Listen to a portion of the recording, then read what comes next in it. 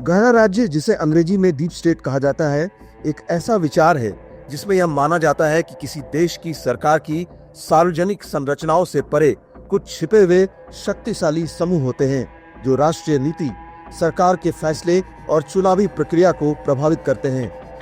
वक्त गुजरने के साथ साथ इस दुनिया पर राज करने वाले हुक्मरानों के चेहरे बदलते चले गए, लेकिन नहीं बदली तो डीप स्टेट की सियासत और उसके खतरनाक मंसूबे, जो आज भी पूरी दुनिया में खाना जंगी और जंग की वजह बने हुए हैं।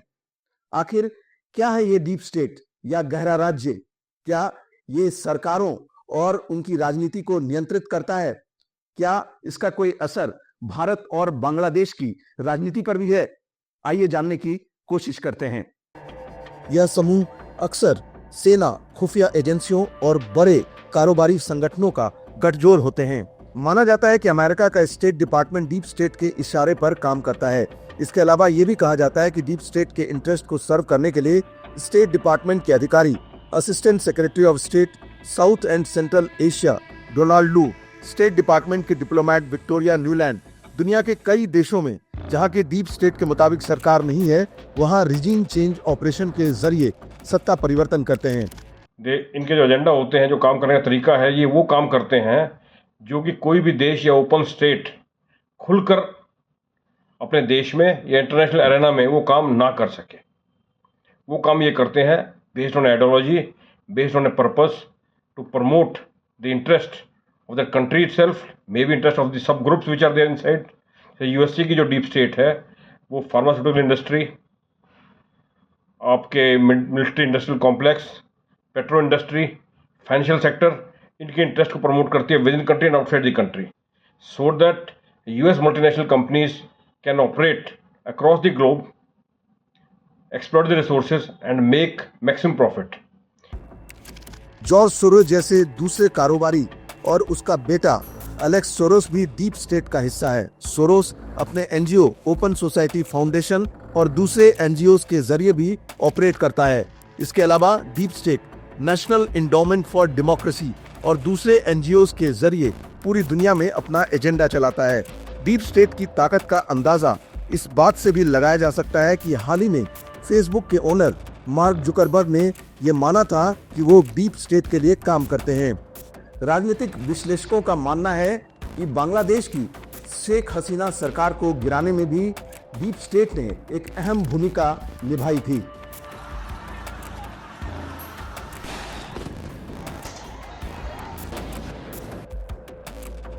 बांग्लादेश में एक शक्तिशाली गठजोड़ है जिसमें सेना, खुफिया एजेंसियां और बाहरी तत्व भी शामिल हैं, जो सत्ता परिवर्तन के लिए गुप्त रूप से काम कर रहे थे। शेख हसीना की सरकार को कमजोर करने के लिए राजनीतिक अस्थिरता पैदा की गई और विरोधी दलों के साथ सांठगांठ भी हुई। So they brought in Yunus the Great, who was a banker. Nothing much talk about it, except that he has a deep links with the deep state of USA. He is believed to be very close to Clinton Foundation, which is supposed to be one part of the deep state. He is close to be George Soros, Open Society, and Ford Foundation. He is supposed to be very, very close to Barack Hussain Obama. And all these people, they want to see a destabilized and weaker India, with money and support openly coming for the Yunus and underground movement taken over by the Mahfouz, and he was supported with arms power, muscle power, money power by the deep state of USA through ISI and other Islamic organizations. आइए बांग्लादेश के बाद रुख करते हैं भारत का, जहां हाल ही के लोकसभा चुनाव में डीप स्टेट ने मोदी सरकार को गिराने की काफी कोशिश की थी। अमेरिकी डीप स्टेट की गुप्त रणनीति के तहत भारत में अस्थिरता फैलाने का खेल शुरू किया गया। इस साजिश के पीछे का मकसद मोदी सरकार को गिराना था और राहुल गांधी जैसी शख्सियत को सत्ता में लाना था। शुरुआत करते हैं हाल ही के लोकसभा चुनाव से। कहते हैं डीप स्टेट ने लोकसभा चुनाव 2024 में भी मोदी सरकार को गिराने के लिए काफी कोशिश की। कुछ रिपोर्ट्स के मुताबिक भारतीय चुनाव में बाहरी हस्तक्षेप जैसे कि साइबर हमलों, मीडिया प्रचार और राजनीतिक दलों के बीच में गुप्त गठजोड़ के जरिए प्रभाव डालने की कोशिश की गई। ऐसे में सवाल उठता है कि आखिर डीप स्टेट मोदी सरकार को क्यों गिराना चाहता है। तो आइए हम आपको बताते हैं इसके पीछे की वजह और डीप स्टेट के गेम प्लान के बारे में। शुरुआत करते हैं हाल ही के रॉ एजेंट विकास यादव के मामले से। जी हाँ, अमेरिकन डीप स्टेट की साजिश का एक मामला तब सामने आया जब अमेरिकी खुफिया एजेंसी FBI ने रॉ एजेंट विकास यादव को सबसे वांछित अपराधियों की सूची में डाल दिया है। आरोप लगाए गए कि विकास यादव ने खालिस्तानी आतंकी और अमेरिकी नागरिक गुरु पतवंत सिंह पन्नू को मारने की साजिश रची, परंतु इस कहानी के पीछे की असलियत कुछ और ही है। सच्चाई यह है कि रॉ एजेंट विकास यादव को लेकर फैलाए जा रहे सारे आरोप एक गहरी साजिश का हिस्सा हैं, जिसका असली उद्देश्य भारत की उभरती ताकत को खत्म करना है। So this exercise is to tarnish the image so that people have no faith on them and put pressure on the government image. That's all. Otherwise, Niger, there are thousand and more ways to kill Niger, Pannu and all these people are actually of no consequences. If they are harming Indian interest, they can be bumped off by anyone. And anyone who will be not even remotely linked to the Indian government. There are ways and means of doing it. And all intelligence agencies knows it. Even the deep state knows it. So they are making stories and planting into the media to tarnish our image so that pressure is put on us from various angles to toe their lines. यह कहानी तब शुरू हुई जब भारत ने America की सलाह को दरकिनार करते हुए रूस से S-400 मिसाइल प्रणाली खरीदी। अमेरिका ने भारत पर दबाव डाला था कि वह इस रक्षा सौदे को रद्द करे और उसकी जगह उसके बनाए सिस्टम खरीदे, लेकिन भारत ने इसे राष्ट्रीय सुरक्षा की दृष्टि से जरूरी माना और रूस से ही यह प्रणाली ली। इसके बाद कोविड-19 महामारी आई और अमेरिका ने एक बार फिर भारत पर दबाव बनाया कि वह अमेरिकी वैक्सीन निर्माता कंपनियों मॉडर्ना और फाइजर की वैक्सीन खरीदे, लेकिन भारत ने अपनी खुद की कोवैक्सीन और कोविशील्ड पर ही भरोसा जताया और इनका उत्पादन शुरू किया। इस कदम ने अमेरिका को और भी नाराज कर दिया। यहीं से दोनों देशों के बीच दरारें और गहरी हो गईं। फिर आया रूस से तेल खरीदने का मुद्दा। जब दुनिया के कई देशों ने रूस पर यूक्रेन संकट की वजह से आर्थिक प्रतिबंध लगाए थे, भारत ने उस समय भी रूस से सस्ते दामों पर तेल खरीदना जारी रखा। भारत ने यह फैसला अपनी ऊर्जा जरूरतों और आर्थिक मजबूती के लिए लिया था। इसी समय भारत ने ईरान के चाबहार बंदरगाह को भी विकसित करना शुरू कर दिया, जो दक्षिण एशिया में भू राजनीतिक स्थिति को बदलने वाला कदम था। अमेरिका इन सब घटनाओं से खफा था और भारत को चेतावनी भी दी कि वह इस तरह के कदम ना उठाए, लेकिन भारत ने अपने हितों को प्राथमिकता दी। The question comes up, why targeting Adani and why not, why now? Because Adani is probably one of the businessmen of many, maybe like there, जो कि इंडिया के इंटरेस्ट को बाहर प्रमोट कर रहा है। मिडिल ईस्ट के अंदर पोर्ट बना रहा है, ऑस्ट्रेलिया में creating infrastructure, then he is making port in Haifa, then creating lot of infrastructure, strategic infrastructure for India. Somewhere is making airstrip also for Indian government on behalf of the Indian government. So all these things were not liked by the deep state. They don't want to see the influence of India enlarging, and maybe it becomes a challenge to them in future, like what China has become today. So that's why they want India to be cut to the size and target this businessman. Modi सरकार के कई फैसले American deep state के interest के खिलाफ थे। इसमें एक मामला तब आया जब भारत ने अमेरिकी लड़ाकू विमान सुपर हॉर्नेट A-18 की जगह फ्रांस से राफेल विमान खरीदने का सौदा किया। इससे अमेरिका की रक्षात्मक और आर्थिक हितों को भी गहरा झटका लगा। मोदी सरकार के ये फैसले अमेरिका के लिए असहजता का कारण बने और अमेरिका ने अपनी नाराजगी को राजनीतिक साजिश में बदलने का फैसला किया। अमेरिकन डीप स्टेट की गुप्त रणनीति के तहत अमेरिका ने भारत को अस्थिर करने का खेल शुरू किया। इस साजिश का उद्देश्य मोदी सरकार को हटाना था। राहुल गांधी को समर्थन देकर अमेरिका भारत की नीतियों और कूटनीतिक कदमों को नियंत्रित करना चाहता था। भारत में अस्थिरता पैदा करने के लिए हाल के दिनों में बांग्लादेश में रिजीम चेंज, मणिपुर और जम्मू में हुए हमले भारत पर दबाव डालने के लिए अमेरिकन डीप स्टेट की रणनीति का ही हिस्सा माना जाता है। इन घटनाओं को जानबूझकर भारत की सुरक्षा के लिए चुनौती के रूप में पेश किया जा रहा है ताकि मोदी सरकार को कमजोर किया जा सके। It is a clear-cut interference into the internal matter of India, as they have done during the Lok Sabha election also, where the toolkits were out. These toolkits were basically there to influence the mind of the voters as well as create the radical divide amongst the communities in India, so that Narendra Modi government is discredited and they are prevented from comeback, because the deep state in some way is linked or aligned or support to the main opposition party in India, that is Congress, which also has got its linkages in the foreign land, foreign countries through its leadership, as well as through his financial linkages. ये सभी हमले एक सोची समझी रणनीति के तहत किए गए हैं जिससे भारत में अशांति फैलाई जा सके। इसी साल 16 अक्टूबर को अमेरिका गए भारतीय डेलीगेशन ने यूएस स्टेट डिपार्टमेंट को एक रिपोर्ट सौंपी जिसमें साफ तौर पर कहा गया कि विकास यादव अब भारत सरकार में काम नहीं करता। इस रिपोर्ट में निखिल गुप्ता के बारे में भी उल्लेख किया गया है जिसमें बताया गया है कि उनका इस मामले से कोई लेना देना नहीं है। रिपोर्ट में यह भी खुलासा किया गया कि प्रोपेगेंडा और वॉशिंगटन पोस्ट जैसे माध्यमों का इस्तेमाल कर भारत में अस्थिरता फैलाने का प्रयास किया गया है। इस षड्यंत्र के पीछे मुख्य भूमिका अमेरिकन डीप स्टेट की थी जिसके किरदार के तौर पर अमेरिकी राष्ट्रीय सुरक्षा सलाहकार Jake Sullivan, US secretary of state Antony Blinken और सीआईए प्रमुख विलियम बर्न्स के नाम चर्चा में रहे। माना जाता है कि ये सभी अमेरिकी अधिकारी भारत के खिलाफ डीप स्टेट की साजिश के किरदार हैं।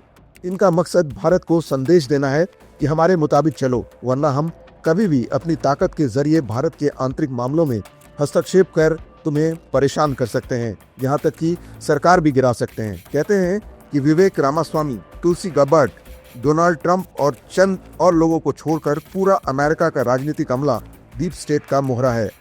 डीप स्टेट भारत या दुनिया में कभी भी राष्ट्रवादी सरकार पसंद नहीं करता जो उसके लिए चुनौती पेश करें।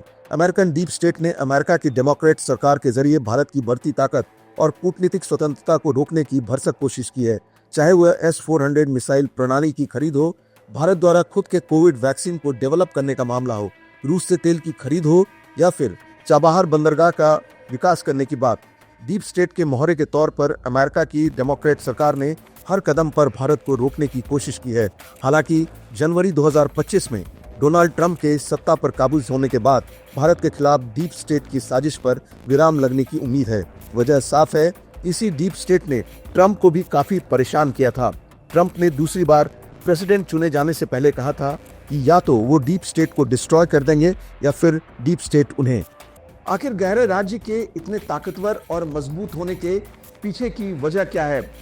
आखिर इसकी वित्तीय स्थिति क्या है? क्योंकि ताकतवर और मजबूती के लिए पैसे का होना भी एक बड़ा फैक्टर है। जाहिर तौर पर ताकतवर होने के लिए पैसा भी एक बड़ा फैक्टर है। डीप स्टेट को एक संगठित गुप्त तंत्र माना जाता है जिसका लक्ष्य केवल सत्ता पर नियंत्रण पाना होता है, लेकिन इसके पास भारी वित्तीय संसाधन होते हैं।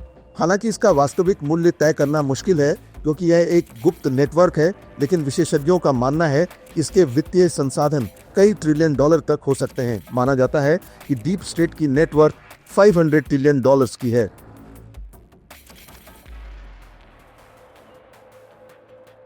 गहरे राज्य को क्राउन काउंसिल भी कहा जाता है। यह एक अलग तंत्र है जो प्राचीन काल से शाही परिवारों के साथ जुड़ा हुआ है। कुछ थ्योरीज में गहरे राज्य और क्राउन काउंसिल को समानार्थक माना गया है, लेकिन यह दोनों अलग अलग अवधारणाएं हैं। गहरा राज्य एक गोपनीय आधुनिक सत्ता तंत्र है, जबकि क्राउन काउंसिल शाही परिवारों के संदर्भ में एक विशिष्ट संस्था है। आइए अब जानते हैं कि कैसे गहरा राज्य या डीप स्टेट फेसबुक और इंस्टाग्राम जैसे सोशल मीडिया साइट्स पर अवेलेबल डेटा का इस्तेमाल cyber crime, regime change operations और जासूसी के लिए करता है। आज के डिजिटल युग में सोशल मीडिया प्लेटफॉर्म्स जैसे फेसबुक और इंस्टाग्राम न केवल हमें आपस में जोड़ने का माध्यम बन चुके हैं, बल्कि ये गहरे राज्य के जासूसी और साइबर अपराध के लिए भी एक मजबूत उपकरण बन गए हैं। हमारी ऑनलाइन गतिविधियां जैसे कि हमारी लोकेशन, व्यक्तिगत जानकारी और विचार इन प्लेटफॉर्म्स पर लगातार रिकॉर्ड होती रहती हैं।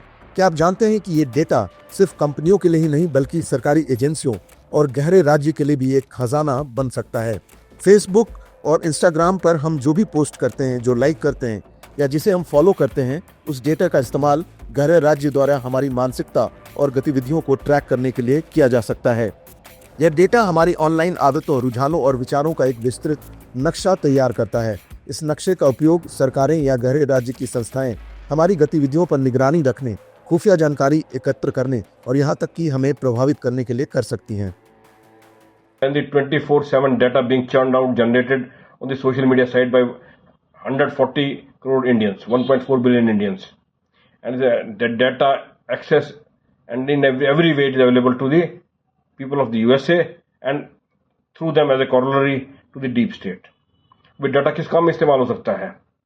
सबसे पहले सबवर्शन करने में, subvert a group of people और groups of people against the state, उनके दिमाग में पता कर लीजिए कौन सा थोड़ा वीक माइंड है, कौन से दिमाग थोड़े से ससेप्टेबल हैं, कौन सा ग्रुप ऑफ पीपल ससेप्टेबल है, उनको continuously keep pumping with the messaging, keep pumping with the information and slowly over a period of time, maybe a year, 2 years, 3 or 5 years, subvert them from the state, make them disbelieve their own state and they get subverted. इस data का उपयोग न केवल जासूसी के लिए बल्कि cyber हमलों, चुनावी हस्तक्षेप और शासन परिवर्तन के लिए भी किया जा सकता है। सोशल मीडिया पर फैलाए गए फर्जी समाचार, प्रचार और नफरत की बातें किसी देश के आंतरिक मामलों में हस्तक्षेप कर सकती हैं।